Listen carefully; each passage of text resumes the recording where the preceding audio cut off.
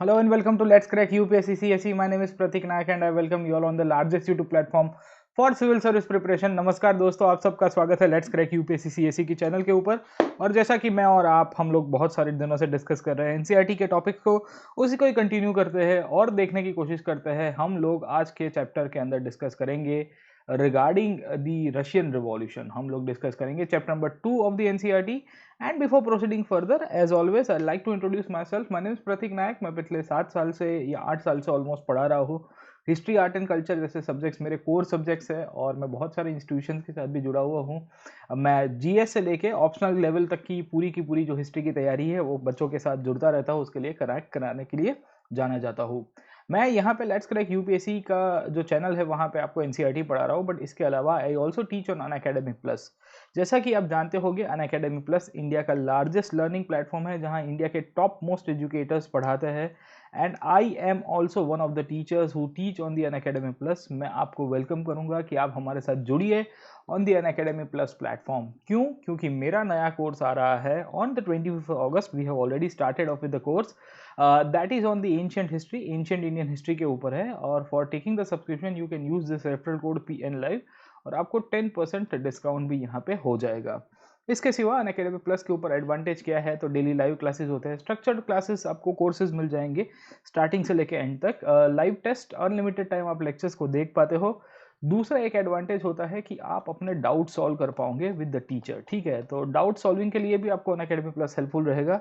Unacademy plus का subscription लेने के बाद आपको मेरे कितने कितने सब्जेक्ट्स का एक्सेस मिलेगा, तो याद रखेगा कि I teach all the subjects of history including the art and culture. Currently अभी मेरी एंशिएंट इंडिया के ऊपर बैच चल रही है और उसके बाद तुरंत ही पोस्ट इंडिपेंडेंस हिस्ट्री के ऊपर भी बैच चलेगी। तो मैं आपको कहूंगा कि आप ये दोनों बैचेस के साथ जुड़ सकते हो। You are most welcome to attend this class on the post independence India and the ancient India on the Unacademy Plus. इसके सिवा अनअकैडमी प्लस के ऊपर मेरी जितनी भी स्लाइड्स और नोट्स है वो भी मिल जाती है। तो बहुत सारे बच्चे पूछ रहे थे कि सर मटेरियल्स में क्या होता है, तो मटेरियल्स में मेरे हैंड आउट है जो प्लस के सब्सक्राइबर जितने भी स्टूडेंट्स हैं उनको प्लेटफॉर्म के द्वारा ही मैं प्रोवाइड करा देता हूँ वहाँ पे एप्लीकेशन के अंदर ही। इसके सिवा इंडिया के टॉप मोस्ट एजुकेटर्स हैं, उनके क्लासेस आप देख पाओगे, उनके लेक्चर्स अटेंड कर पाओगे, आपको डेली लाइव क्लासेस मिलेंगे, उनके कोर्सेज मिल जाएंगे, प्रीलिम्स और मेंस का कॉम्प्रिहेंसिव कवरेज हो पाएगा, रिकॉर्डेड टाइम्स भी देख सकते हो और बेस्ट पार्ट है अनलिमिटेड टाइम्स उसको लेक्चर को एक्सेस कर पाओगे। तो ऐसा नहीं होगा कि एक बार, दो बार, तीन बार, आपको जितनी बार चाहे उतनी बार आप एक्सेस कर सकते हो। टॉप मोस्ट एजुकेटर्स का आपको एक्सेस मिलेगा। सब्सक्रिप्शन के लिए आपको क्या करना है, तो अनअकैडमी की एप्लीकेशन डाउनलोड करनी है फ्रॉम द प्ले स्टोर और आई वुड से द ऐप स्टोर, और उसके बाद आपको डायरेक्टली वहाँ पे यूपीएससी सीएसई को गोल चूज कर देना है। तो when you are taking the subscription always make sure कि आपका जो गोल होगा वो गोल यूपीएससी सीएसई होना चाहिए, क्योंकि यूपीएससी सीएसई के द्वारा ही हम लोग आपके साथ कनेक्ट भी हो पाएंगे। सब्सक्रिप्शन आपको अलग अलग प्रकार के अवेलेबल है। एक प्लस सब्सक्रिप्शन है, दूसरा है आइकॉनिक सब्सक्रिप्शन। अब आइकॉनिक सब्सक्रिप्शन का फायदा क्या है मेरे दोस्तों, तो वो भी समझा देता हूँ। आइकॉनिक सब्सक्रिप्शन में आपको पर्सनल मेंटर अलॉट किया जाता है। कौन अलॉट किया जाता है? पर्सनल मेंटर अलॉट किया जाता है और आपको एक पर्सनल कोच की फैसिलिटी दी जाएगी by the Unacademy platform only. ठीक है, तो एज एन एजुकेटर मैं आपके साथ जुड़ा हुआ हूँगा। जब भी आप सब्सक्रिप्शन लोगे तो मैं आपके साथ कनेक्टेड ही रहूंगा, बट पर्सनल कोच की फैसिलिटी आपको एक एक्स्ट्रा मिल जाएगी इन द आइकॉनिक सब्सक्रिप्शन। ये पर्सनल कोच आपको आंसर राइटिंग कराएंगे, आपको स्टडी प्लान करके देंगे, आपको पर्सनलाइज फीडबैक देंगे, साथों साथ आपको जो तैयारी में कॉम्प्रिहेंसिव कवरेज चाहिए वो भी आपको करवा सकते हैं। ठीक है ना? तो always go for the iconic subscription. अगर आप फर्स्ट ईयर में हो और आप फाउंडेशन में तैयारी करना चाहते हो तो आइकॉनिक आपको पर्सनल कोच की फैसिलिटी अवेल करा के दे सकता है। आइकॉनिक ईएमआई के ऊपर भी अवेलेबल है। एक साल का 64,000 है and after using the referral code आपको 57,600 में कवर होगा। 2 साल का 99,000 है, but after using the referral code PN Live, always use this referral code my friend PN Live, और आपको 10% डिस्काउंट हो जाएगा। तो while taking any kind of subscription आपको सजेस्ट करूंगा कि आप ये हमेशा कोड को यूज करिएगा। आइकॉनिक के सिवा जो नॉर्मल प्लस सब्सक्रिप्शन है वो 1 साल, 3 महीना, 6 महीने, 12 महीने और 24 महीने में भी अवेलेबल है। मैं आपको सजेस्ट करूंगा कि आप जब प्लस सब्सक्रिप्शन भी लो तो वो भी मिनिमम 1 साल का और 2 साल का लीजिएगा। अगर आप first year, second year college में हो, 2022 2023 में अपियर करना चाहते हो, तो 2022 के लिए, 2023 के लिए, तो उनके लिए तो बेस्ट ऑप्शन यही है कि आप 2 साल का सब्सक्रिप्शन लीजिए। 44,000 1 साल की फीस है। यहाँ पे live class, test series, structured courses मिलेंगे, but after using the referral code 39,600 में कवर होगा। उसी तौर के ऊपर 2 ईयर्स का 64,000 है आइकॉनिक में, और finally after using the referral code आपको 57,600 में कवर हो जाएगा। ठीक है, तो ये दोनों के दोनों आपके लिए एडवांटेजेस होंगे। तो always make sure while taking the subscription आपको हमेशा PN Live कोड यूज़ करना है। इसके सिवाय मेरे मॉडर्न हिस्ट्री के ऊपर अलग अलग PYQs आते रहते हैं। मैं आपको सजेस्ट करूंगा कि आप अनअकैडमी की एप्लीकेशन डाउनलोड करिए और मेरी प्रोफाइल के ऊपर जाके स्पेशल क्लासेस देखिएगा। ये जितने भी स्पेशल क्लासेस है वहाँ पे आपको मेरे रिकॉर्डेड सेशंस भी मिलेंगे और नए सेशंस भी आते रहते हैं। तो मैं अभी मॉडर्न हिस्ट्री के प्रीवियस ईयर्स के क्वेश्चंस करवा रहा हूँ। मैं आपको सजेस्ट करूंगा कि आप वो भी देख सकते हो, बहुत मजा आएगी। हम और आप साथ में मिलकर कर सकते हैं। स्पेशल क्लासेस के अंदर आपको एडवांटेज ये रहता है कि आपके जो भी लाइव क्लासेस भी होते हैं उसमें आप डाउट्स पूछ सकते हो। जैसे कि ये स्क्रीनशॉट देख रहे हो, तो यहाँ पे बच्चों ने मुझे क्वेश्चन पूछा हुआ है और आपको इनफैक्ट एक क्वेश्चन पूछा है कि कल्चर कैसे एडमिनिस्ट्रेशन में हेल्प करता है। तो फिर मैंने उनको आंसर दिया है कि देखिए कि ये कल्चर कैसे एडमिनिस्ट्रेशन में हेल्प करता है, उसके बारे में एक एग्जांपल देते हुए। ठीक है, तो ये हमारा कमेंट सेक्शन होता है अनअकैडमी का। आप ये कमेंट यहाँ पे लाइव क्लासेस में देख सकते हो और कमेंट्स के द्वारा भी मैं बच्चों के आंसर दे देता हूँ। तो आप जब प्लेटफॉर्म के ऊपर आओगे तो इस प्रकार का इंटरफेस होगा, आपको कोई दिक्कत नहीं आएगी। Let us start with today session. और हम लोग डिस्कस कर रहे थे the Russian revolution and the socialism in Europe. अगर आपको प्रीवियस क्लास मेरे याद होंगे तो मैंने आपको प्रीवियस क्लास के अंदर बहुत डिटेल्ड के अंदर रशियन रिवॉल्यूशन के बारे में बताया था, या मैं कहूँगा सोशलिज्म इन यूरोप के बारे में बताया था। और जब हमने सोशलिज्म इन यूरोप के टॉपिक को पढ़ना शुरू किया था तो आपको ये समझाने की कोशिश की थी कि यूरोप में समाजवाद कैसे आया, और समाजवाद के साथ साथ हमने ये भी समझने की कोशिश की थी कि कैसे यूरोप का इतिहास बदलता है। ठीक है, तो जस्ट थोड़ा सा रिवीजन कर देते हैं। मैंने आपको पूरा का पूरा जब हिस्ट्री पढ़ाने की कोशिश की तो आपको टाइमलाइन के कंसेप्ट से समझाया था कि क्या क्या डेवलपमेंट हुआ। और टाइमलाइन में मैंने आपको बताया था कि 1789 में फ्रांस की क्रांति होगी और 1815 तक फ्रांस की क्रांति कंटिन्यू रहेगी। ठीक है, तो ये जो पीरियड था इसी को ही हम लोग फ्रेंच रिवॉल्यूशन के रूप में पहचानते हैं।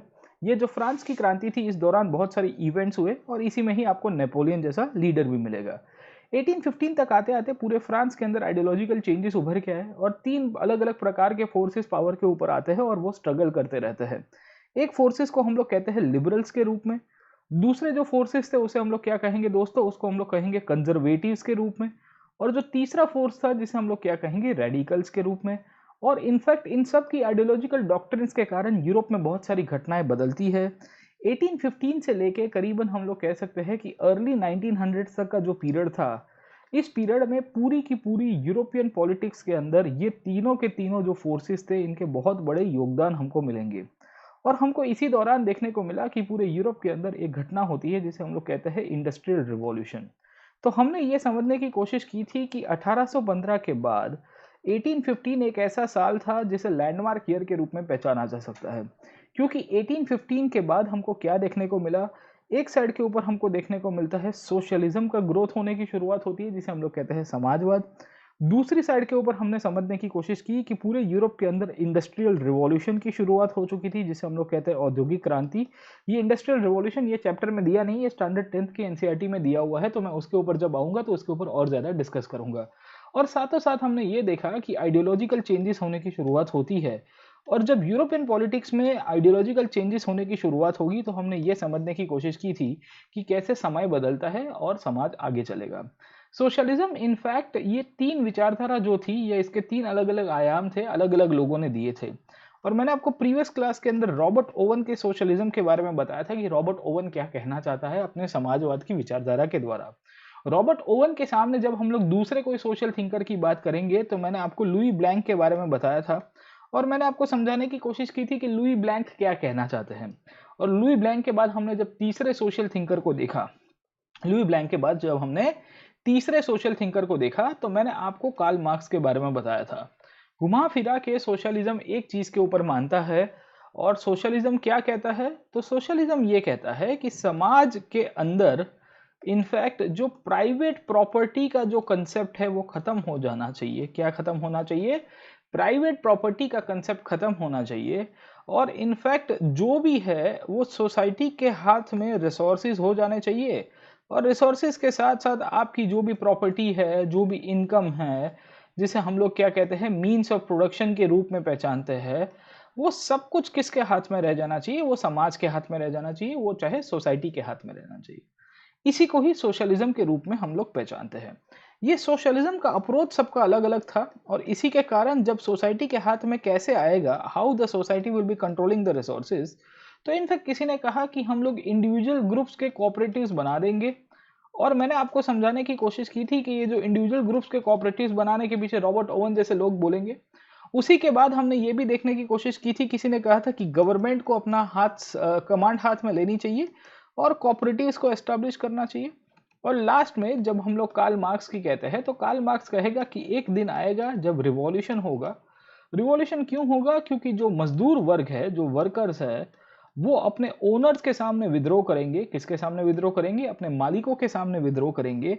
और मजदूर वर्ग जब अपने ओनर्स के सामने विद्रोह करेगा, उसका परिणाम यही आएगा कि फाइनली इनफैक्ट वर्कर्स और ओनर्स के बीच में जो कॉन्फ्लिक्ट है वो खत्म हो जाएगा एंड सोसाइटी एक पूर्ण रूप से इक्वल हो जाएगी। ठीक है, ये जो सोशलिज्म का प्रभाव था, ये यूरोप के अंदर बहुत अच्छी मात्रा में स्प्रेड होता है और ये स्प्रेड होते होते हमको जानकारी मिलती है कि रशिया के अंदर चला जाएगा। तो आज का हमारा जो चैप्टर है वो रशियन रिवॉल्यूशन के ऊपर डिस्कस करने वाला है। तो will be discussing about the Russian revolution और आपको समझाने की कोशिश करूंगा कि रशिया में क्रांति क्यों होती है, रशिया में क्रांति के पीछे के कारण क्या क्या रिस्पॉन्सिबल थे और ये चैप्टर के तहत रशियन रिवॉल्यूशन के बारे में क्या क्या चीजें लिखी गई है। ठीक है ना? तो हमने ऑलरेडी यूरोप का जो फर्स्ट पार्ट है वो देख लिया है। आज हम लोग देखने वाले हैं कि कैसे रशिया के अंदर जो राजा हुआ करते थे, कौन थे? जार निकोलस टू, उनको अपनी सत्ता देनी पड़ती है और he is suppose to give up his power. तो आज मैं आपको रशियन रिवॉल्यूशन का सबसे पहला पार्ट समझाने की कोशिश करूंगा कि रशिया में क्रांति के पीछे के कारण क्या क्या हुआ करते थे और रशिया में जब क्रांति होती है तो कैसे सोसाइटी को पूरी तरह से बदल दिया जाता है, उसके ऊपर भी डिस्कस करेंगे। ठीक है, so I will be discussing on all this points. मैं इन सब पॉइंट्स के ऊपर डिस्कस करूंगा कि कैसे रशियन रिवॉल्यूशन बात करता है, कैसे रशिया के अंदर इनफैक्ट है ना रिवॉल्यूशन होने की शुरुआत होगी। तो हम लोग आज डायरेक्टली इनफैक्ट रशियन रिवॉल्यूशन के टॉपिक के ऊपर चले जाते हैं। हमने ऑलरेडी सोशलिज्म क्या है उसके बारे में थोड़ा बहुत डिस्कस कर लिया है। अब देखिए, मैंने आपको प्रीवियस क्लास के अंदर बताया था कि सोशलिज्म एक आइडियोलॉजी के रूप में बहुत पॉपुलर हुआ होगा कि नहीं होगा। अब जब सोशलिज्म पूरी तरह से पॉपुलर होगा, इसकी आइडियोलॉजी जो है पूरे यूरोप के अंदर फैलेगी, तो ये आइडियोलॉजी फैलते फैलते कहाँ पे आ जाती है? रशिया के अंदर भी आने की शुरुआत होगी। समझे कि नहीं समझे? तो होता ये है मेरे दोस्तों, शुरुआत यहाँ से होती है कि 1850 से लेके 1880s तक का जो पीरियड था, वहाँ पे अब रशिया के अंदर सोशलिज्म की शुरुआत होगी। और सोशलिज्म के तहत हम लोग कह सकते हैं कि जो रशियन सोसाइटी हुआ करती थी, उसके अंदर बहुत सारा लोग ऐसे थे जिन्होंने डिस्कस करना शुरू किया कि भाई हमारी सोसाइटी के अंदर भी हमको सोशलिज्म लाना चाहिए, हमको समाजवाद लाना चाहिए। और इसी के कारण 1850 से लेके 1880 तक का जो पीरियड था, वहाँ पे रशिया में सोशलिज्म की डिबेट होने की शुरुआत होती है। Over a period of time हमको जानकारी मिली कि यही रशिया के अंदर 1898 तक आते आते एक पार्टी की स्थापना होती है जिसका नाम है Russian social democratic workers party. अगर आप देख रहे हो, आपको स्क्रीन के ऊपर दिख रहा होगा Russian social democratic workers party. ये जो पार्टी थी, ये पार्टी के लोगों ने इनफैक्ट अब सोशलिज्म के रूप में अपना आंदोलन करना शुरू किया। अब देखिए क्या हो रहा है, व्हाट इज हैपनिंग। ठीक है, रशिया के अंदर क्रांति बहुत ही लेट आती है। मतलब आप देखिए कि यूरोप के अंदर जो रिवॉल्यूशन की बात हम लोग करेंगे, तो यूरोपियन रिवॉल्यूशंस बहुत ही जल्दी और मैं कहूँगा कि कंटिन्यूअस पीरियड था। मतलब शुरू होता है फ्रांस से और फ्रांस से पूरा का पूरा वेस्टर्न यूरोप आ जाएगा। वेस्टर्न यूरोप का मतलब क्या है कि जहाँ जहाँ, जैसे हम लोग कह सकते हैं कि जर्मनी हो गया, या फिर उसके बाद आप देखिए थोड़ा साउथ की तरफ चले जाए तो इटली हो गया, फिर आप देखिएगा स्पेन जैसे कंट्रीज हो गए, सब जगह के ऊपर आपको क्रांति मिल जाएगी। पर रशिया की जब हम लोग बात करेंगे तो रशिया में मोनार्की हुआ करती थी। तो होता क्या है कि रशिया के जो राजा थे, ये राजा के सामने इनफैक्ट पब्लिक अब रास्ते के ऊपर आ जाएगी और पब्लिक कहेगी कि आतामाजी सटक ली, हमको पावर हमारे हाथ में चाहिए। तो इसी के कारण इनफैक्ट रशिया के अंदर मोनार्की के सामने जब पब्लिक आंदोलन करने की शुरुआत करेगी, तो इसे हम लोग रशियन रिवॉल्यूशन के रूप में पहचानते हैं। पहली तो व्याख्या ये होती है। ये रशियन रिवॉल्यूशन करने वाले बहुत सारे फोर्सेस थे। द रिवॉल्यूशन के पीछे भाग लेने वाले जो ताकतें थी, उसमें बहुत सारी ताकतें मिलेगी। उन्हीं ही ताकतों के अंदर when we see the forces that were responsible behind the Russian revolution, तो उन्हीं के अंदर से जब हम लोग समझते हैं, when we try to understand the forces behind the Russian revolution, तो हमको जानकारी मिली कि इसमें जो सोशलिज्म की जो फोर्सेस थे वो सबसे मेन रिस्पॉन्सिबल फोर्सेस थे। अब रशिया में फाइनल जब क्रांति होती है वो 1917 के अंदर होगी। कब होगी? 1917 में। और इसमें आपको दो प्रकार के रिवॉल्यूशन मिलेंगे। एक फरवरी मार्च के अंदर का रिवॉल्यूशन मिलेगा और दूसरा आपको अक्टूबर रिवॉल्यूशन मिलेगा। कौन सा मिलेगा? एक फरवरी मार्च का रिवॉल्यूशन मिलेगा, दूसरा अक्टूबर का मिलेगा। और इनफैक्ट रशिया के अंदर रिवॉल्यूशन होने के पहले कुछ कुछ फैक्टर्स रिस्पॉन्सिबल थे जिसके कारण रशिया की क्रांति होती है। तो ये जो टाइमलाइन है, ये टाइमलाइन आपको एनसीईआरटी के अंदर बहुत इंटरेस्टिंगली दिया हुआ है। This timeline has been given in a very effective way. So हम लोग जब इनफैक्ट ये टॉपिक्स को पढ़ेंगे तो मैं आपको टाइमलाइन के हिसाब से पढ़ाऊंगा कि रशिया के अंदर क्रांति क्यों हुई, उसके पीछे क्या क्या फोर्सेस रिस्पॉन्सिबल थे, उसके पीछे क्या क्या कारण रिस्पॉन्सिबल थे। तो पहला क्वेश्चन आपको समझ में आ गया कि what is Russian revolution, first question that is asked. Second question यहां से आएगा कि what factors were responsible behind the Russian revolution, Russia की क्रांति के पीछे कौन से परिणाम रिस्पॉन्सिबल थे। दूसरा क्वेश्चन यहां से ये आ सकता है। तीसरा क्वेश्चन आपको यहां से आ सकता है कि कौन से इवेंट्स होते हैं। इवेंट्स का मतलब क्या है साहब, कि रशिया में जब क्रांति होती है, when the revolution will take place in Russia, तो विच इवेंट्स टुक प्लेस। ठीक है, अब इवेंट्स की मैं क्यों बात कर रहा हूं, क्योंकि रशिया के अंदर जब हम लोग क्रांति की बात करेंगे तो हमको बहुत सारी घटनाएं मिलेगी, ये घटनाओं के ऊपर भी हमको जानकारी रखनी चाहिए। ठीक है ना। सो आज हम लोग क्या करेंगे, हम लोग है ना पूरी की पूरी जो रशियन रिवॉल्यूशन है, ये रशियन रिवॉल्यूशन का पूरा बैकग्राउंड देखेंगे और रशिया में क्रांति क्यों होती है उसके बारे में एनसीईआरटी क्या लिखता है, उसके बारे में थोड़ी बहुत डिस्कशन करने की कोशिश करेंगे। ठीक है ना। तो लेट अस स्टार्ट। मैं आपको एक एक करके ये टाइमलाइन समझाऊंगा। ये पूरी की पूरी जो टाइमलाइन दी गई है, ये टाइमलाइन एनसीईआरटी के अंदर ही दी गई है। So I will be explaining you the timeline of the Russian revolution as well. और आपको ये भी दिखाने की कोशिश करूंगा कि रशिया की क्रांति के पीछे क्या क्या ताकतें रिस्पॉन्सिबल थी और क्यों रशिया की क्रांति होती। अब देखिए रशिया की स्टोरी क्या है, what is the story of Russia, उसको थोड़ा बहुत समझाता हूँ। अब देखिए रशिया की जब हम लोग बात करेंगे तो रशिया में पहले मोनार्की हुआ करती थी। अब मोनार्की जहां जहां रहती है वहां एब्सोल्यूट गवर्नमेंट आपको मिलेगी। मोनार्की जहां जहां रहेगी, मैं आपको थोड़ी बहुत रशिया के बारे में बैकग्राउंड देने की कोशिश करूंगा और आपको समझाने की कोशिश करूंगा कि रशिया में बैकग्राउंड कैसा था। तो जहां जहां मोनार्की रहती है मेरे दोस्तों, जहां जहां मोनार्की रहती है पावर के ऊपर, तो हमेशा याद रखेगा कि राजा मजबूत होगा। और जब राजा मजबूत होगा तो पब्लिक जो है वो पब्लिक को पावर नहीं मिलेगा। ठीक है, people will not have the power in their hands. तो जब मोनार्की पावरफुल होगी तो पब्लिक के हाथ में सत्ता नहीं होगी, मोनार्की पावरफुल होगी तो पब्लिक के हाथ में सत्ता नहीं होगी। और इसी के कारण हमको क्या देखने को मिलता है कि मोनार्की वर्सेस पीपल का जो कंसेप्ट है आपको यहाँ पे मिलेगा। दूसरा क्या है कि रशिया के अंदर इकोनॉमिक कंडीशंस बहुत ही खराब हुआ करती थी।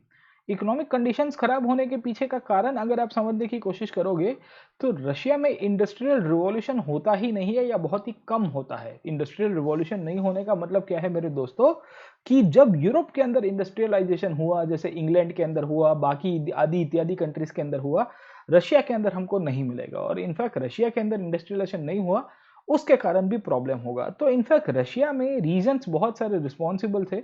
और जब हम लोग रीजन्स की बात करते हैं तो रशिया के अंदर सोशल क्राइसिस भी हो रहे थे। और रशिया में इकोनॉमिक कंडीशंस की जब हम लोग बात करेंगे तो इकोनॉमिक कंडीशंस भी बहुत खराब हुआ करती थी और एनसीईआरटी भी इसके बारे में ही लिखता है। अब रशिया का रिवॉल्यूशन क्यों हुआ उसके बारे में थोड़ी बहुत जानकारी एनसीईआरटी लिखता है कि in one of the least industrialised Nations the situation was very much reversed. मतलब क्या है कि रशिया में इंडस्ट्रियलाइजेशन बहुत ही कम था।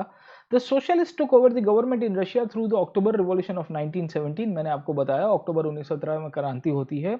और ये क्रांति इनफैक्ट कैसे होती है कि वहाँ की जो राजाशाही थी, मोनार्की थी, उसको 1917 के फरवरी के महीने के अंदर उथला दिया जाता है। And over a period of time कुछ कुछ इवेंट्स होते हैं जो रशियन रिवॉल्यूशन के रूप में जाने जाते हैं। अब सवाल ये था कि रशिया में क्रांति क्यों हुई। दूसरा सवाल ये था कि रशिया के अंदर क्रांति के पीछे किस प्रकार की पॉलिटिकल और सोशल कंडीशंस रिस्पॉन्सिबल थी। तो हम लोग देखने की कोशिश करेंगे कि there were certain political conditions, there were certain social conditions and let us try to see the economic conditions। और रशिया में 1917 की क्रांति अगर आपको पढ़नी हो तो रशिया की क्रांति के पहले रशिया के अंदर कुछ कुछ घटनाएं ऐसी हुई थी उसके बारे में भी हमको जानकारी रखनी चाहिए।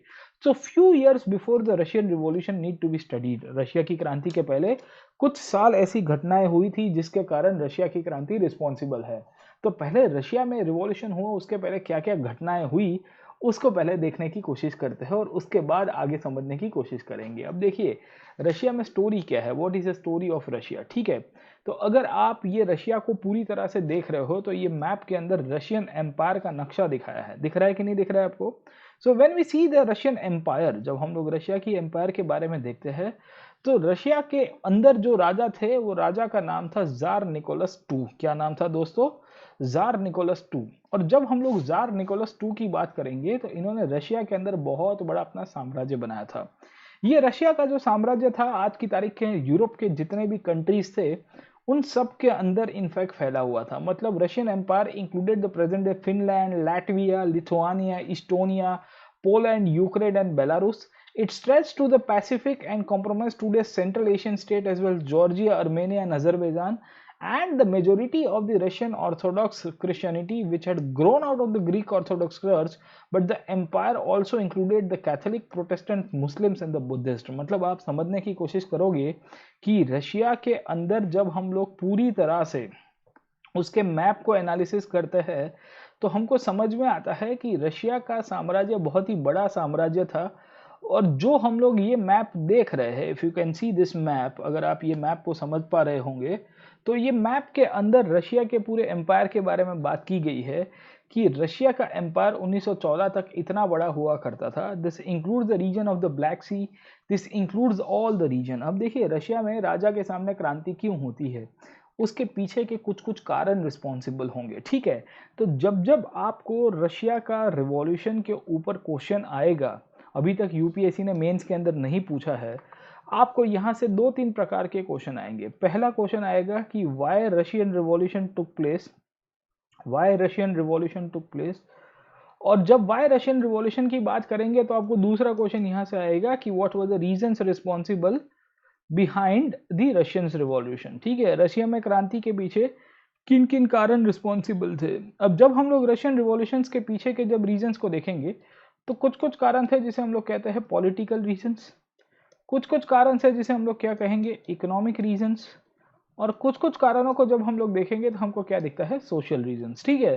तो जब हम लोग रशिया के अंदर इनफैक्ट जब रिवॉल्यूशन होता है तो रिवॉल्यूशन तो 1917 के अंदर ही हो गया था। The revolution took place in 1917, but उसके पहले बिफोर 1917 कुछ कुछ कंडीशंस ऐसी थी रशिया में जिसके कारण आपका ये विद्रोह सक्सेसफुल रहा। तो रशिया के अंदर जो रीजंस थे, ये रीजंस 3-4 प्रकार के आपको मिलेंगे। अब एनसीईआरटी क्या क्या रीजंस के बारे में हमको बताती है, वो रीजंस को पहले थोड़ा बहुत डिस्कस करूंगा, फिर आगे समझाने की कोशिश करूंगा कि रशिया के अंदर क्या क्या इकोनॉमी और सोसाइटी हुआ करती थी जिसके कारण ये विद्रोह हो गया। अब देखिए हमेशा थंब रूल याद रखने का, जहाँ जहाँ रिवॉल्ट होता है और जहाँ जहाँ इतिहास के अंदर हमको जानकारी मिलती है कि रिवॉल्यूशन हुआ है, सब जगह पे घुमा फिरा के हमको एक ही चीज़ मिलेगी कि वहाँ पे जब राजाशाही आपकी इनफैक्ट वो है ना कि एक डोमिनेटिंग फोर्स के रूप में होती है और राजाशाही एकदम पावरफुल हम लोग कह सकते हैं कि अथॉरिटी के रूप में मिलेगी, वहाँ वहाँ पे हमको इनफैक्ट है ना इकोनॉमिक और सोशल कंडीशंस बहुत ही कमज़ोर मिल जाती है ना। So we see very weak economic and social conditions. उन सब के ऊपर भी थोड़ा बहुत डिस्कस करने की कोशिश करते हैं। अब देखिए क्या होता है, व्हाट इज़ हैपनिंग, ठीक है ना। तो रशिया की इकोनॉमी की जब हम लोग बात करेंगे, when we try to understand the Russian economy, तो रशियन इकोनॉमी कुछ अलग ही प्रकार की थी, उल्टी सुल्टी आपको मिल जाएगी, ठीक है। अब क्या लिखता है एनसीईआरटी, आप समझने की कोशिश करोगे। At the beginning of 20th century the vast majority of the Russian people were agriculturalist. Agriculturalist का मतलब क्या है दोस्तों, कि सब खेती के अंदर इन्वॉल्व हुआ करते थे। अब देखिए कि जब खेती के अंदर आप इन्वॉल्व होंगे तो आपकी इनकम इनइक्वालिटीज़ बहुत होती है। जैसे भारत के अंदर भी आप देखने की कोशिश करोगे तो इंडिया के अंदर बहुत परसेंटेज ऑफ पॉपुलेशन है, इंडिया के अंदर बहुत बड़ी परसेंटेज ऑफ पॉपुलेशन है जिसे हम लोग कहीं ना कहीं कह सकते हैं कि जिनकी कंडीशंस अगर आप समझने की कोशिश करोगे तो बहुत ख़राब है। क्यों ख़राब कंडीशंस है उनकी, तो उनके वहाँ पे भी आपको इनकम इनइक्वालिटी का एक इश्यू देखने को मिलेगा। Why what do you mean by income inequality my friend, ठीक है। तो एक ऐसी कंडीशंस जहाँ पे हम लोग ज़रूर से ये कह सकते हैं कि जो खेती करने वाले लोग हैं इनके पास इनकम के सोर्सेज नहीं मिलेंगे, ठीक है ना। तो क्या लिखता है, ठीक है। सो वी सी कि around 85% of the Russian empire's population earned their living through the agriculture. मतलब आप समझो कि 85% लोग जो है वो खेती के ऊपर ही अपना पैसा कमा रहे हैं। अब जब लोग खेती के ऊपर पैसा कमा रहे हैं तो सोर्स ऑफ इनकम आपका लिमिटेड है और इनकम के सोर्सेज लिमिटेड होते हैं तो आप इनफैक्ट है ना ज़्यादा खुद पैसा नहीं कमा पाओगे। सब खेती के ऊपर है और खेती में इंफ्रास्ट्रक्चर के अंदर आपने पैसा नहीं डाला है तो क्या करोगे, ठीक है। So what do we see कि यूरोप के कंपेयर में जब हम लोग रशिया को देखते हैं तो रशिया के अंदर बहुत लोग एग्रीकल्चर के ऊपर डिपेंडेंट थे। उसके सामने जब फ्रांस और जर्मनी के डेटा को देखा गया तो जानकारी मिलती है कि फ्रांस के अंदर 40% of the population was dependent on agriculture and Germany के अंदर 50% of the population was dependent on agriculture. अब ये सिचुएशन के अंदर अगर आप समझो तो रशिया के अंदर एक बहुत बड़ा एग्रीकल्चर क्राइसिस हुआ करता था। एग्रीकल्चर क्राइसिस मैं क्यों बता रहा हूँ आप समझने की कोशिश करिए। मैंने आपको रीजन समझाने की कोशिश की है रशिया के क्रांति के पीछे, और एग्रीकल्चर रीजन्स के बारे में जब हम लोग देखेंगे तो इकोनॉमी के अंदर जब हम लोग रशिया के बारे में देखते हैं तो एग्रीकल्चर के ऊपर जब कोई भी इनफैक्ट इकोनॉमी को फोकस किया जाता है तो प्रॉब्लम क्या होता है मेरे दोस्तों, पता है what is the problem with agriculture my friend? The biggest problem with agriculture that I would suggest is that कि ओवर डिपेंडेंसी हो जाती है। ओवर डिपेंडेंसी का मतलब क्या है साहब, आप समझने की कोशिश करो कि जब आपके कंट्री की 85% से ज़्यादा पॉपुलेशन एग्रीकल्चर के ऊपर डिपेंडेंट है और आपके पास उतनी आवश्यकता नहीं है, मतलब मैं आपको सादी भाषा में एग्जाम्पल के रूप में समझाऊंगा कि 1 बीघा की ज़मीन का टुकड़ा है, hypothetically there is a big land piece of 1 bigha, 1 बीघा की ज़मीन का टुकड़ा है। ये 1 बीघा है, bigha is a unit by the way, ठीक है, it's a unit of agriculture.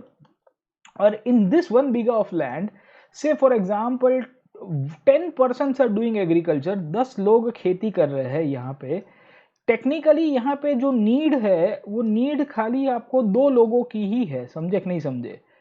तो मतलब क्या है कि अगर आप 2 लोग से खेती करवा सकते हो पर 2 लोगों की जगह 10 लोग खेती कर रहे हैं, मतलब क्या होता है मेरे दोस्तों कि 8 person technically are not required, उनकी ज़रूरत नहीं है, उनकी ज़रूरत नहीं है, उसके बावजूद भी, उनकी ज़रूरत नहीं है उसके बावजूद भी हम कह सकते हैं कि ये लोग खेती के ऊपर डिपेंडेंट है। तो इसी को ही इनफैक्ट एट टाइम्स हम लोग कह सकते हैं डिसगाइज्ड अनएम्प्लॉयमेंट के रूप में, ठीक है ना।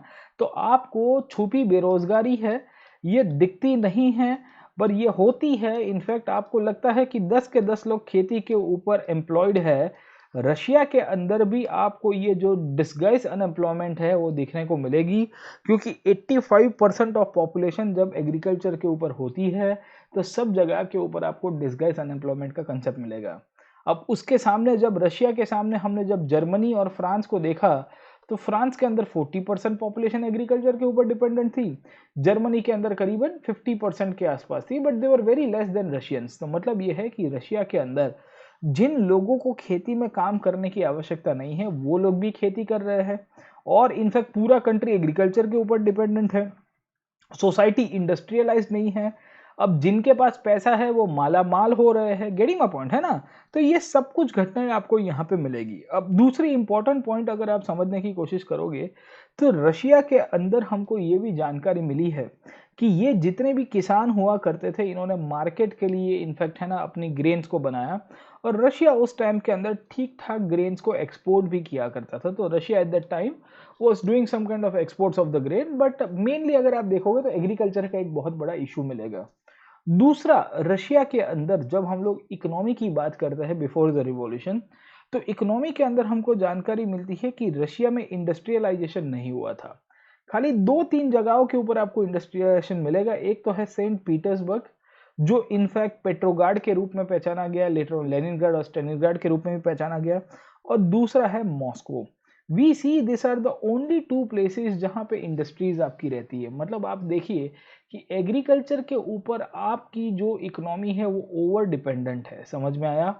दूसरी सिचुएशन के रूप में अगर आप देखोगे तो हमको मिल रही है कि जितनी भी इंडस्ट्रीज है रशिया की, ये इंडस्ट्रीज इनफैक्ट लिमिटेड डेवलप हो चुकी है, खाली 2 ही जगह के ऊपर वहाँ पे आपकी इंडस्ट्रीज मिलेगी। अब देखिए कोई भी समाज के अंदर औद्योगिकरण नहीं होता है तो समाज में एडवांसमेंट नहीं आता है, क्योंकि आप डिपेंडेंट रहते हो फिर कहीं बाहर से।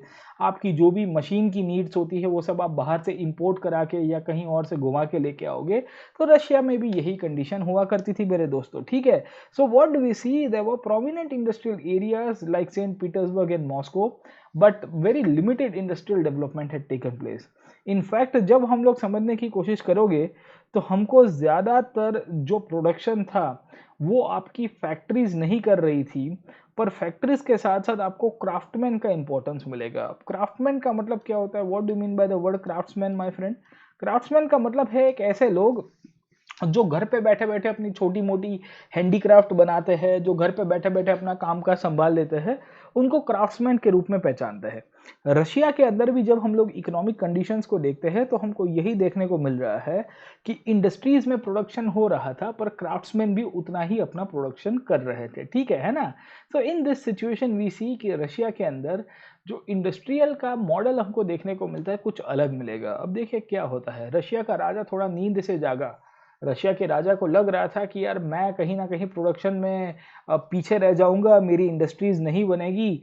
अगर मेरी इंडस्ट्रीज नहीं बनेगी तो फिर मुझे प्रॉब्लम हो जाएगी, ठीक है ना। तो रशिया में क्या हो गया कि 1890s के बाद धीरे धीरे धीरे राजा ने इंडस्ट्रीज बनाने की शुरुआत की, ठीक है। सो इनिशियली हमको क्या देखने को मिला, रशिया में यूरोप के जितना इंडस्ट्रियलाइजेशन नहीं था। 1890s के बाद रशिया का राजा अब थोड़ा बहुत इंडस्ट्रीज लगाने की शुरुआत करेगा। अब देखिए क्या होता है, व्हाट डू वी सी कि many factories were set up in the 1890s, और रशिया के अंदर रेलवे नेटवर्क बनाने की शुरुआत हो गई। फॉरेन इन्वेस्टमेंट को बढ़ाने के लिए उस टाइम पे एफडीआई कराने के लिए कामकाज किया जाता है।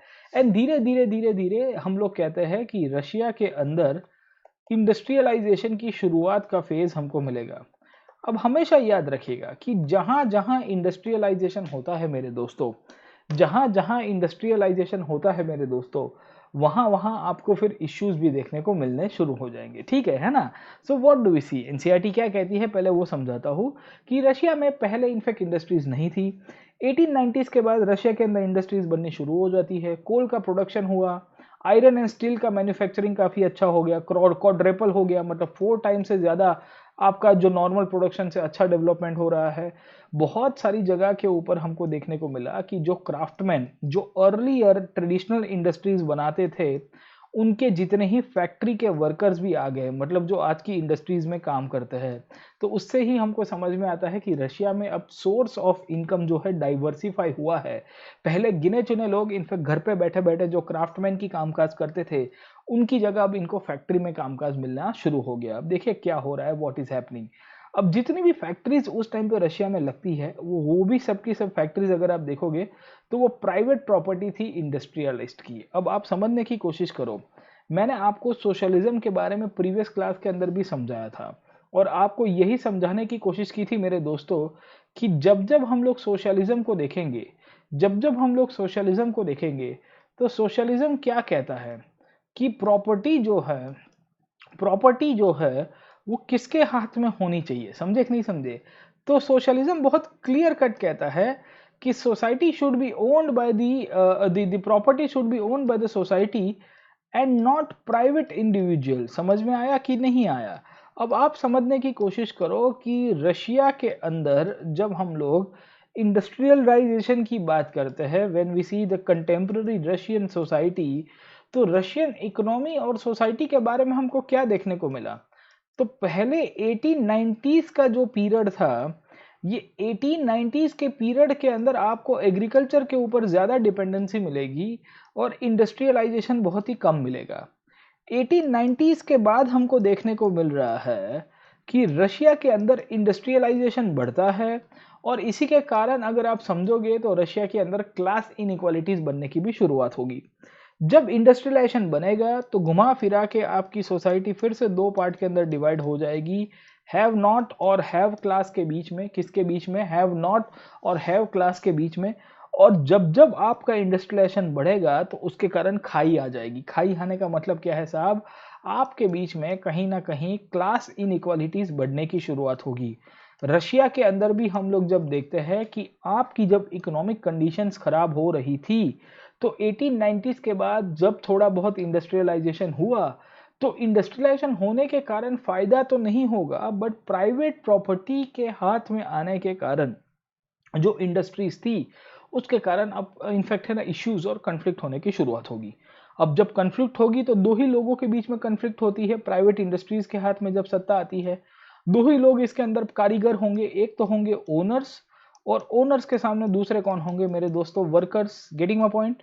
तो व्हाट डू वी सी, जब हम लोग रशियन सोसाइटी की बात करते हैं तो रशिया के अंदर ओनर्स वर्सेस वर्कर्स का कन्फ्लिक्ट होना शुरू हुआ जब 1890s में रशिया का इंडस्ट्रियलाइजेशन चला। जब 1890s में रशिया का इंडस्ट्रियलाइजेशन चला, ओनर्स और वर्कर्स के बीच में कन्फ्लिक्ट बनने की शुरुआत हुई। ओनर्स और वर्कर्स के बीच में कन्फ्लिक्ट बनने की शुरुआत हुई तो इसी के ही परिणाम स्वरूप, इसी के ही आउटकम के रूप में जब हम लोग देखते हैं तो गवर्नमेंट ने इंटरफियर करना शुरू किया और गवर्नमेंट ने अपना रोल प्ले करना शुरू किया। एनसीईआरटी कहती है कि गवर्नमेंट ने सुपरविजन करने की शुरुआत की और गवर्नमेंट ने ओनर्स और वर्कर्स के बीच में जो भेदभाव हो रहा था उसको कम कराने के लिए अपने अलग अलग कानून बनाए। जैसे गवर्नमेंट ने इनफैक्ट फैक्ट्रीज को इंस्पेक्ट करने के बाद कहा कि आपको मिनिमम वेजेस देने पड़ेंगे। गवर्नमेंट ने इनफैक्ट अवर्स ऑफ वर्क को लिमिटेड कर दिया, क्योंकि 1 घंटे मतलब 8 घंटे से ज़्यादा या 7 8 9 घंटे से ज़्यादा कोई इंसान को काम नहीं करवाना चाहिए, ऑब्वियस है उसकी कैपेसिटी कम हो जाएगी, ठीक है ना। तो ये सब सिचुएशन में जब हम लोग गवर्नमेंट फैक्ट्रीज के बारे में देखेंगे, मिनिमम वेजेस के बारे में देखेंगे, तो इन सब चीज़ों के अंदर हमको यही देखने को मिल रहा है कि रशिया के अंदर जो फैक्ट्रीज लगाई गई थी, ये फैक्ट्रीज के अंदर अब इनफैक्ट है ना कहीं कन्फ्लिक्ट हो रहे थे। और कन्फ्लिक्ट के अंदर हम लोग जब समझने की बात करेंगे तो रशिया की गवर्नमेंट ने अपना है ना प्रभाव करने की शुरुआत की। ओनर्स और वर्कर के बीच में कन्फ्लिक्ट ना हो इसके लिए इनफैक्ट एट टाइम्स गवर्नमेंट ने अलग अलग ऑफिशियल्स को अपॉइंट किया। उन्हीं के अंदर से हमको फैक्ट्री इंस्पेक्टर्स का भी रोल प्ले मिलेगा। अब फैक्ट्री इंस्पेक्टर्स कौन थे? तो फैक्ट्री इंस्पेक्टर्स वो लोग थे जिनको गवर्नमेंट अपॉइंट करती थी, और गवर्नमेंट का काम एक ही था कि भाई देखिए ये फैक्ट्री इंस्पेक्टर को अपॉइंट करके इनको बोला जाता था कि तुम जाओ और तुम देखो कि फैक्ट्री के अंदर किसी के साथ भेदभाव तो नहीं हो रहा है। गेटिंग माय पॉइंट और नॉट। अब उसकी सामने अगर आप कंडीशन देखोगे तो उसके सामने हमको देखने को मिलता है कि फैक्ट्री इंस्पेक्टर आपने अपॉइंट किए, आपने अलग अलग कानून पास किए, पर वर्कर की कंडीशन अच्छी होती नहीं है। अब जहाँ जहाँ वर्कर की कंडीशन अच्छी नहीं होगी वो वर्कर किसकी आइडियोलॉजी की तरफ ज़्यादा जाएगा?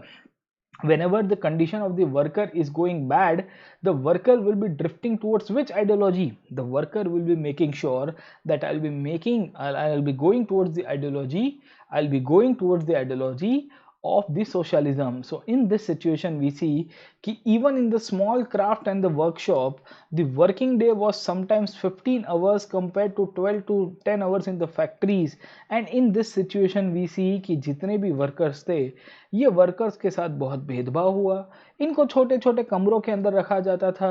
ये लोग इनफैक्ट अलग अलग सोशल ग्रुप से बिलोंग करते थे और इसी के कारण ये वर्कर्स ने अपने छोटे मोटे समूह बनाने की शुरुआत कर दी। ठीक है ना।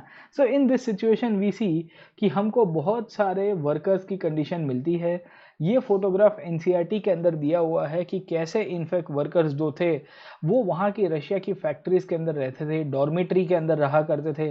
ये डॉर्म्स के अंदर इनके साथ है ना अच्छा खाना पीना और व्यवस्था नहीं हुआ करती थी, वो भी हमको देखने को मिलती रहेगी। ठीक है ना। अब देखिए आगे समझने की कोशिश करते हैं कि रशिया की सोसाइटी में क्या सिचुएशन होती है। रशिया की सोसाइटी में हम लोग देखते हैं कि वर्कर्स जो थे उनके राइट को लेके जब हम लोग बात करेंगे तो एक बहुत बड़ा इश्यू क्रिएट होने की शुरुआत हो गई थी। और उनके जब इश्यू की बात करते हैं तो उनके साथ भेदभाव हो रहा था, उनको वेजेस का भेदभाव हो रहा था, उनको लिविंग कंडीशंस को लेके इशू चल रहा था, उनको फूड को लेके इशू चल रहा था। बहुत सारी चीज़ें हमको यहाँ पे मिलती रहेगी। ठीक है ना। दूसरी इंपॉर्टेंट पॉइंट हम लोग वर्कर्स की बात करेंगे तो वर्कर्स को लेके जब हम लोग कहते हैं तो उनकी स्किल्स का भी एक बहुत बड़ा स्ट्रक्चरल इशू चल रहा था। अब स्किल्स का मतलब क्या होता है, what do you mean by the skills? तो रशिया के अंदर दो प्रकार के वर्कर्स थे, एक तो स्किल्ड वर्कर्स थे, दूसरे थे अनस्किल्ड वर्कर्स। अब देखिए सैलरी किसको ज्यादा मिलेगी, स्किल्ड वर्कर्स को मिलेगी कि अनस्किल्ड वर्कर्स को मिलेगी? गेटिंग माय पॉइंट है ना। तो रशिया के अंदर उस टाइम पे हमको ये देखने को मिलता है कि कुछ कुछ लोग ऐसे थे जो स्किल्ड वर्कर्स थे, उनको थोड़े बहुत वेजेस ज्यादा भी मिलते थे। ठीक है। So in this situation we see कि बहुत सारे लोग अपने आप को कहते थे कि देखो हम क्रांति लेके आएंगे। वर्कर्स के अंदर भी जो वर्क था वो कहता है कि भाई हम क्रांति लेके आएंगे। एनसीईआरटी कहती है metal worker of Saint Petersburg recalled metal workers considered themselves as the aristocrat socialism in Europe and that the Russian revolution among the other workers. तो मेटल वर्कर्स कहते हैं कि हम तो अमीर लोग हैं, हम आपके लिए कुछ है ना तूफानी करेंगे। गेटिंग अ पॉइंट है ना। अब समझने की कोशिश करिए कि क्या सिचुएशन हो रही है। वर्कर्स के अंदर अलग अलग प्रकार के भेदभाव, वेजेस को लेके इशू, लिविंग स्टैंडर्ड्स को लेके इशू, फूड को लेके इशू, उनके स्किल्स को लेके इशू। ऊपर से कुछ कुछ वर्कर्स ऐसे थे जिनको कॉन्स्टेंटली अपग्रेड करना पड़ता था। अपग्रेड करने का मतलब क्या है कि इनको ट्रेनिंग की ज़रूरत है, इनको स्किल्स की ज़रूरत है। बहुत सारे वर्कर्स की जब हम लोग बात करेंगे तो उसके अंदर हमको देखने को मिलेगा कि वुमेन वर्कर्स बहुत बड़ी मात्रा में थी। बट जब हम लोग मेन वर्सेस वुमेन की बात करेंगे, जब हम लोग मेन वर्सेस वुमेन की बात करेंगे तो हमको क्या देखने को मिलता है कि वुमेन के पास जो वुमेन हुआ करती थी, स्त्रियां हुआ करती थी, इनको सैलरी कम दी जाती थी रशिया के अंदर। क्या हो रहा है साहब? तो आप समझने की कोशिश करो कि women who made up around 31% of the labour force, they were paid less than the man. And कितना था? Between half and 3/4 of the man's wage. मतलब आप समझोगे तो बहुत ही कम मात्रा के अंदर इनको सैलरी भी दी जाती थी। तो इसी के कारण जब हम लोग रशियन इकोनॉमी और रशियन सोसाइटी की बात करेंगे तो रशियन इकोनॉमी और रशियन सोसाइटी के तहत हमको देखने को मिल रहा है कि वर्कर्स की कंडीशन बहुत खराब थी। और वर्कर्स की जब कंडीशन खराब होती है तो ज़रूर से हमको एक प्रश्न आता है कि अब ये लोग इनफैक्ट किस तरह से अपना जो है ना कि इशू को सॉल्व करेंगे। Getting my point. एक और इशू जो वर्कर्स के अंदर हमको ये भी मिलता था वो था division which was on the basis of the dress and the manners. मतलब आप समझिए कि सब जगह के ऊपर वर्कर्स के बीच में भेदभाव आपको मिलता रहेगा। एंड इन दिस सिचुएशन हमको देखने को मिलता है कि जितने भी वर्कर्स थे, ये वर्कर्स का एक बहुत बड़ा इशू चल रहा था within the society and within the worker class as well. ठीक है, तो बहुत सारे वर्कर्स ने क्या किया, छोटे मोटे एसोसिएशंस बनाने की शुरुआत की। और ये एसोसिएशंस जब हम लोग देखते हैं, ये एसोसिएशंस के द्वारा एक दूसरे को हेल्प किया। जैसे मैं भारत के अंदर बात करूंगा, ट्रेड यूनियंस बनते हैं। गांधी जी ने इनफैक्ट मजदूर महाजन सभा नाम की संस्था बनाई थी। या इनफैक्ट 1920s के दौरान आपको all India trade union Congress नाम की एक बॉडी मिलेगी साहब, है ना।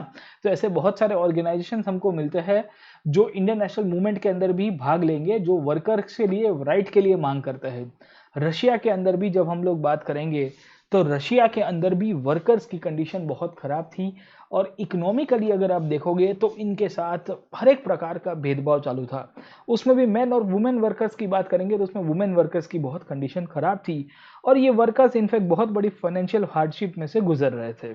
इन दिस सिचुएशन हमको यही देखने को मिलता था कि वर्कर्स इनफैक्ट जब जब अपने ओनर्स के साथ कन्फ्लिक्ट पे आते थे तो ये वर्कर्स इनफैक्ट स्ट्राइक के ऊपर उतर जाते थे। इन लोग का एक ही टारगेट था कि हमारी डिमांड जब तक कंप्लीट नहीं होगी, अगर हमको नौकरी से, हमारी जॉब से इलीगली हमको हटाया जा रहा है, तो ये वर्कर्स लोग कहीं ना कहीं एक प्रश्न उठा के बोलेंगे कि भाई देखिए हमारे साथ भेदभाव हो रहा है, हम एक चीज़ के ऊपर फोकस करना चाहते हैं वो है हमारी जॉब, हम एक चीज़ के ऊपर फोकस करना चाहते हैं वो है हमारी सैलरी, हम एक चीज़ के ऊपर फोकस करना चाहते हैं कि हम लोग की लिविंग कंडीशंस बढ़े।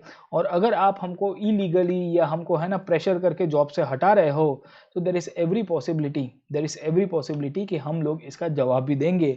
तो कंटिन्यूसली हमको रशिया के अंदर मिल रहा है कि वर्कर्स की कंडीशन बहुत ख़राब हुआ करती थी।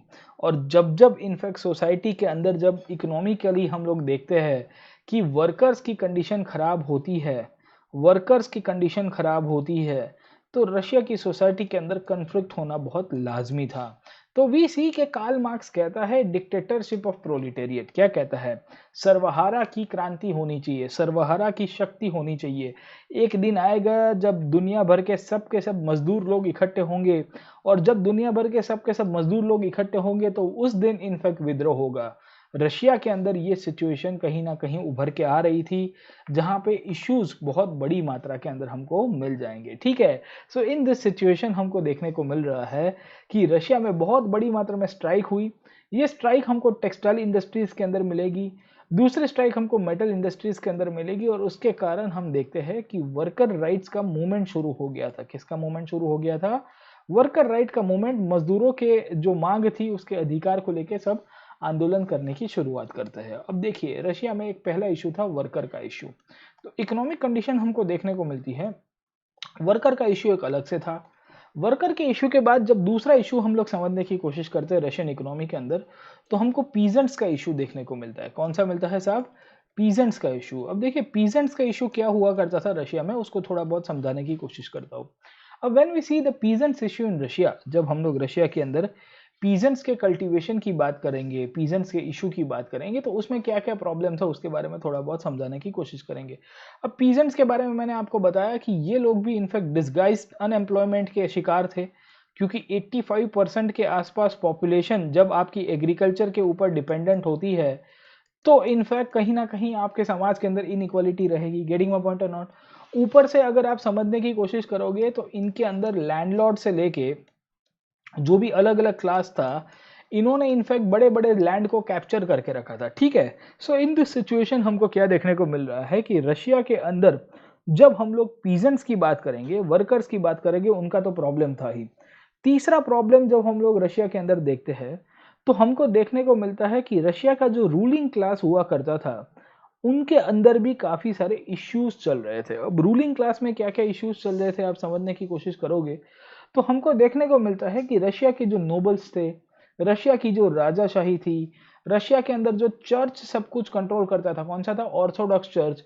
उन्होंने बड़ी बड़ी मात्रा में प्रॉपर्टीज ओन करके रखी थी। मतलब आप समझने की कोशिश करिए कि आपके पास जो मीन्स ऑफ प्रोडक्शन है, जो इनकम के सोर्सेज है, वो बहुत लिमिटेड लोगों के हाथ में आ गए हैं। समझ में आ रहा है कि नहीं आ रहा है आपको? मतलब आप कुछ कुछ इनफैक्ट जो सोर्सेज है वो नोबल्स ने पकड़ के रखे। नोबल्स का मतलब क्या है साहब? आपके बड़े जमींदार। दूसरे जो सोर्सेज है जो किसने पकड़ के रखे, इनफैक्ट आपके जो रॉयल क्लास, जो रॉयल फैमिली है, उसने इनफैक्ट, ठीक है, तो आपके राजा ने।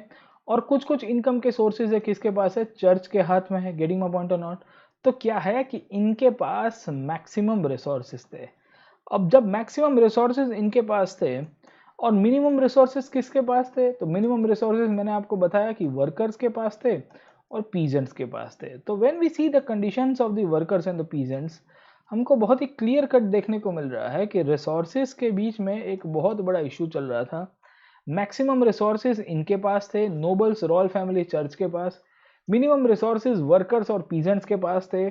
और इसके कारण हमको क्या देखने को मिलता है कि रशिया के अंदर एक क्लास कन्फ्लिक्ट होने की शुरुआत होगी। होगी कि नहीं होगी साहब? ठीक है, तो इन दिस सिचुएशन ये रशियन सोसाइटी जो थी, ये रशियन सोसाइटी के अंदर की कंडीशंस हमको समझ में आ रही है कि कोई ठीक नहीं थी। और सोसाइटी के अंदर इंटरनली भी इनके अंदर कहीं ना कहीं वो था ना, डिफरेंशिएशन था। अब देखो इंटरनल डिफरेंशिएशन क्या क्या हुआ करता था आप समझोगे तो हमको देखने को मिलता है कि इनफैक्ट जो चर्च था, ये चर्च इनफैक्ट बहुत ही रिलीजियस बॉडी के रूप में हुआ करता था। और इनफैक्ट चर्च रिलीजियस बॉडी के रूप में हुआ करता था तो उसका अपना दबदबा था।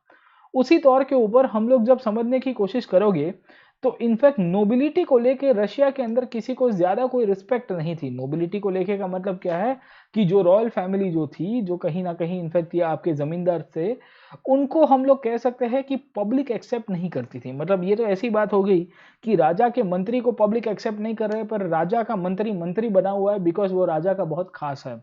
तो रशिया के अंदर जब हम देखते हैं तो नोबल्स को एक्सेप्ट नहीं किया जाता था। नोबल्स जो थे वो खाली राजा के नजदीक के लोग हुआ करते थे, इसके लिए उनको मिनिस्टर बना दिया जाता था। मतलब आप समझने की कोशिश करोगे कि रशिया के अंदर चर्च को कोई पहचानता नहीं था या एक्सेप्ट नहीं करता था, क्योंकि चर्च का खुद का अपना सिस्टम हुआ करता था। रशिया के जो नोबल्स थे, वो नोबल्स को, रॉयल्टी को हम लोग कहीं ना कहीं देखेंगे, जो मंत्री परिषद थी, उनका भी कोई ज़्यादा वैल्यू नहीं था और वो पॉपुलर भी नहीं थे। पॉपुलैरिटी किसकी थी साहब?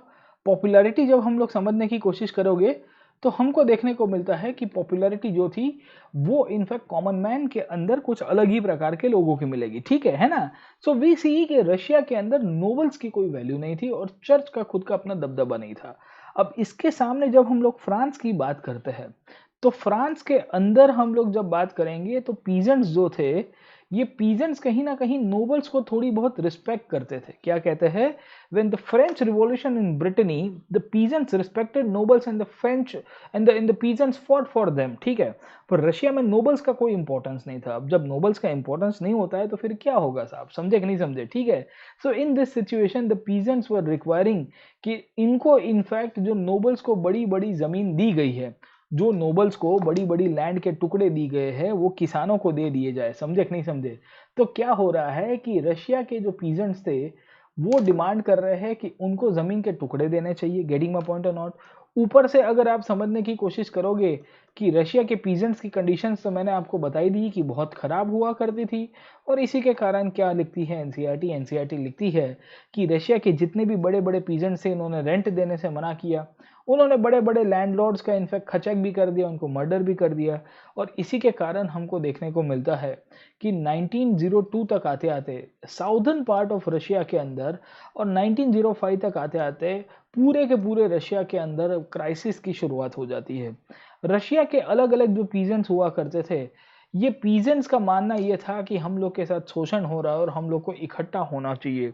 सो in this situation we see कि रशिया के पीजेंट्स जो थे वो सब धीरे धीरे धीरे धीरे अपने आप को यूनाइटेड कर रहे हैं। रशिया के वर्कर्स जो है वो भी अपने आप को यूनाइटेड कर रहे हैं। और जब जब पीजेंट्स और वर्कर्स इकट्ठे होते हैं तो आपको आइडियोलॉजिकल चेंजेस भी देखने को मिल जाएंगे। रशिया के अंदर भी दोस्तों यही होता है कि पीजेंट्स और वर्कर्स जब इकट्ठे होने की शुरुआत करेंगे तो over a period of time हमको देखने को मिलता है कि रशिया के अंदर क्रांति होने की शुरुआत होगी। अब रशिया में जो क्रांति होती है, ये क्रांति के पीछे एक सबसे बड़ा फोर्स उभर के आएगा जिसे हम लोग कहते हैं सोशलिज्म। क्या कहेंगे मेरे दोस्तों? सोशलिज्म। इसी को ही हम लोग क्या कहेंगे? समाजवाद। अब प्रश्न आता है कि रशिया के अंदर सोशलिज्म क्यों आया? तो सोशलिज्म क्यों आया, तो उसके पीछे का कारण अगर आप समझ गए होंगे तो आपको इनफैक्ट मैंने समझाया है कि why socialism in Russia took place, और रशिया के अंदर सोशलिज्म क्यों पॉपुलर हुआ। तो हम लोग कह सकते हैं कि रशिया में एक तो नोबिलिटी का प्रॉब्लम, रशिया में रिलीजन का प्रॉब्लम। रिलीजन का मतलब क्या है कि चर्च जिसने सब कुछ अपने हाथ में कंट्रोल करके रखा था प्रॉपर्टी रिसोर्सेज को लेके। दूसरी इनकी जो मैं कहूँगा रॉयल्टी हुआ करती थी, जो मोनार्की हुआ करती थी, ये मोनार्की से लोग नाखुश थे। और उसके सामने जब हम लोग कहते हैं कि पीजेंट्स जो थे, ये पीजेंट्स बहुत ही पुअर कंडीशन में थे, पॉवर्टी बहुत भारी मात्रा के अंदर हुआ करती थी। और इनफैक्ट मैंने आपको बताया 85% population is dependent on agriculture. बाकी के जो 15% थे वो वर्कर्स थे।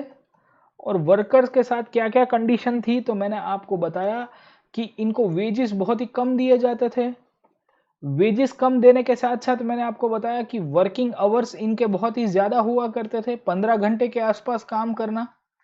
ऊपर से अगर आप समझोगे तो इनके पास कोई स्किल्स की कमी बहुत ही भारी मात्रा में हुआ करती थी। वर्कर्स के अंदर भी मेन वर्सेस वुमेन के बीच में कन्फ्लिक्ट हो रहा था। वुमेन को तो और सैलरी कम मिलती थी, काम ज़्यादा करना पड़ता था। इन दिस सिचुएशन हमको देखने को मिलता है कि इनके लिविंग स्टैंडर्ड्स बहुत ही कम हुआ करते थे। ऊपर से अगर आप वर्कर्स की कंडीशन को और खराब तरह से देखोगे तो हमको देखने को मिलता है कि इनको easily hire and fire policy के तहत लिया जाता था। आज नौकरी पे रखा, कल निकाल दिया। और इनफैक्ट इसी के कारण वर्कर्स भी कंटिन्यूसली स्ट्राइक कर रहे थे। पीजेंट्स जो है वो छोटे मोटे रिवॉल्ट कर रहे थे। जब इनफैक्ट रिवॉल्ट और स्ट्राइक्स बढ़ेंगे तो धीरे धीरे धीरे धीरे धीरे एक वर्ग आएगा जो कहेगा कि हमको तो समाजवाद की तरफ चला जाना चाहिए। हमारी सोसाइटी के अंदर जो इश्यूज है, हमारी सोसाइटी के अंदर जो भेदभाव चल रहा है, अगर इसको ख़त्म करना है तो हम सबको इक्वल हो जाना चाहिए। हमारे पास जो रिसोर्सेज है वो इन सब के पास से हमको छीन लेने चाहिए। We should take away the resources and we should basically snatch the power from the nobility, religion and the royalty and distribute between us। तो इस तरह से हमको देखने को मिला मेरे दोस्तों कि रशिया की सोसाइटी की जब हम लोग बात करेंगे and whenever we will be discussing about the Russian society, तो रशियन सोसाइटी में एक चीज़ बहुत क्लियर कट उभर के आ रही थी कि धीरे धीरे धीरे धीरे करके रशिया में सोशलिज्म की शुरुआत होती है। अब देखिए सोशलिज्म की शुरुआत कैसे होगी रशिया के अंदर। तो सोशलिज्म की शुरुआत कैसे होगी और उसके पीछे क्या क्या फैक्टर्स रिस्पॉन्सिबल थे, तो उसको लेके फिर से आपको ये मैप को समझाने की कोशिश करूंगा। अगर आप ये मैप अगर आप ये चार्ट को समझ रहे हो तो ये चार्ट के द्वारा आपको चीज़ें चला लेगी। रशिया के अंदर 1850 से लेके 1880 तक का जब पीजेंट्स का और वर्कर का इश्यू उभर के आया तो उसके कारण सोशलिज्म की डिस्कशन होने की शुरुआत हो गई और लोगों ने बातें की, लोगों ने विचार किया, लोगों ने समझा कि देखो यार कुछ तो हो रहा है। 1898 तक आते आते इसी के कारण हमको देखने को मिला कि रशिया के अंदर सोशल डेमोक्रेट वर्कर्स पार्टी की स्थापना होती है। ये सोशल डेमोक्रेट वर्कर्स पार्टी जब बनती है तो क्या आपको लगता है कि रशिया का राजा इसको स्वीकारेगा? Do you think that the king of Russia will be accepting this kind of changes which are going on in the society? क्या आपको लगता है कि रशिया का राजा ये स्वीकारने के लिए तैयार रहेगा कि देखिए रशिया के अंदर मैं एक नई पार्टी को बनाने के लिए अलाउ करूंगा जो मेरे सामने ही विद्रोह करने का प्लान कर रही है? तो क्या होता है कि रशिया का जो राजा था वो जितनी भी पॉलिटिकल पार्टीज बनती है ये पॉलिटिकल पार्टीज के ऊपर बैन लगा देगा। वो कहेगा कि I will not accept any kind of political parties in Russia. तो इसी के कारण जब हम लोग रशिया के अंदर बात करेंगे, when we will be talking about the Russia and the Russian revolution, तो हमको देखने को मिलता है कि रशिया के अंदर पहले कोई भी पॉलिटिकल पार्टी को अलाउ नहीं किया जाता था अप टिल द ईयर 1914।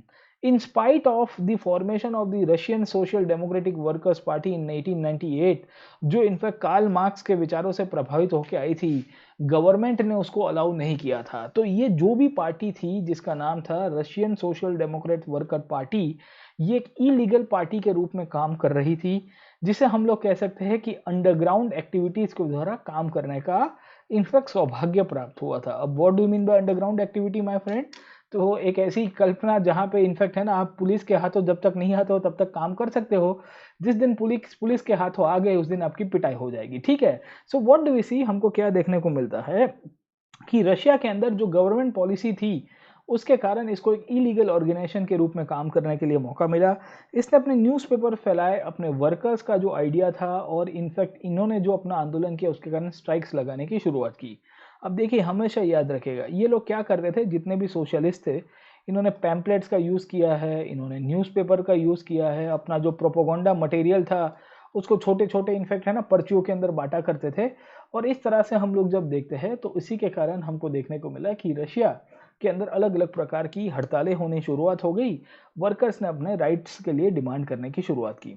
एक साइड के ऊपर वर्कर्स अपने डिमांड्स की राइट कर रहे हैं, दूसरे साइड के ऊपर रशिया के जो पीजेंट्स हुआ करते थे, ये पीजेंट्स भी इनफैक्ट कहीं ना कहीं ये सोशलिस्ट मूवमेंट के साथ जुड़ जाएंगे। गेटिंग माय पॉइंट है ना। अब रशिया में पीजेंट्स के जुड़ने का पीछे का कारण क्या था? तो हमको यही देखने को मिलता है कि रशिया के जो पीजेंट्स थे उनके अंदर उनके लैंड का डिवीजन होता था। What do mean by land division? Land division का मतलब यही है कि इनफैक्ट ये लोग अपने फैमिली के अंदर ज़मीन बांट दिया करते थे। जब जब कोई बड़ा किसान का मृत्यु होता था, ये अपने लास्ट फेज में आता था, तो he used to divide the land within his family members, ठीक है। तो इसी के कारण इनको भी सोशलिस्ट कहा गया है। They were also considered as socialist within the Russian society. तो इसी के कारण इनफैक्ट क्या होता है कि आपके जो वर्कर्स थे, ये वर्कर्स तो एक्टिव हो ही गए, दूसरे आपके जो फैक्टर्स थे जो हर बार विद्रोह करेंगे, जिसे हम लोग क्या कहेंगे दोस्तों, पीजेंट्स, ये भी एक्टिव हो जाते हैं, ठीक है। अब इसके कारण क्या हो रहा है कि रशिया के अंदर जो सोशलिज्म था, ये सोशलिज्म का बेस किसको बनाना चाहिए उसको लेके डिबेट चली। एक डिबेट कहती है कि the worker should be the main face of the socialist movement in Russia, दूसरा डिबेट कहता है the peasant should be the main face behind the socialism debate in Russia, ठीक है। सो वी सी कि the peasant should be considered as the main force of revolution and Russia could become socialist more quickly than other countries if the peasants are responsible and the peasant should be given the authority and the power, ठीक है। तो इन this situation हमको देखने को मिलता है कि Russia में एक डिबेट्स एंड डिस्कशन चलता है कि सोशलिज्म की विचारधारा जो है वो कौन आगे लेके चलाएगा, क्या पीजेंट्स लेके चलाएंगे, क्या वर्कर्स लेके चलाएंगे, ठीक है। तो सोशलिस्ट जो आजू बाजू के रीजन्स के अंदर एक्टिव थे, जो गांवों के अंदर एक्टिव थे, जो ग्रामीण विस्तार के अंदर एक्टिव थे, इन्होंने अपनी एक दूसरी पार्टी की स्थापना की जिसका नाम है सोशलिस्ट रिवॉल्यूशनरी पार्टी, ठीक है।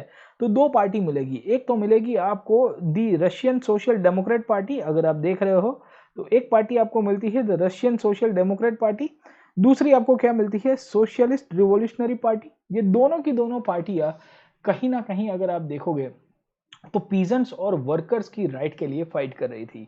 अब आप समझने की कोशिश करिए, तो आपकी जो पार्टी थी जिसका नाम था सोशलिस्ट रिवॉल्यूशनरी पार्टी, इसको भी सरकार ने बैन करा के रखा था क्योंकि सरकार नहीं चाहती थी कि इनफैक्ट क्रांतिकारी घटना उनके वहां पे हो।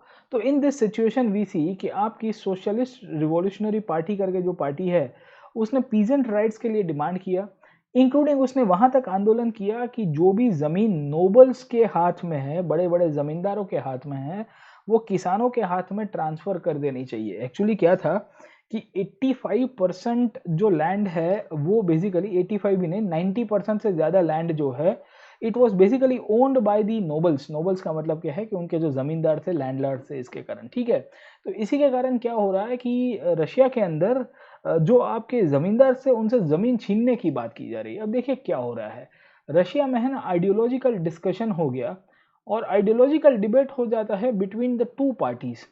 एक पार्टी थी जिसका नाम था सोशल डेमोक्रेटिक वर्कर पार्टी और दूसरी पार्टी थी सोशलिस्ट रिवॉल्यूशनरी पार्टी। समझ में आया कि नहीं आया?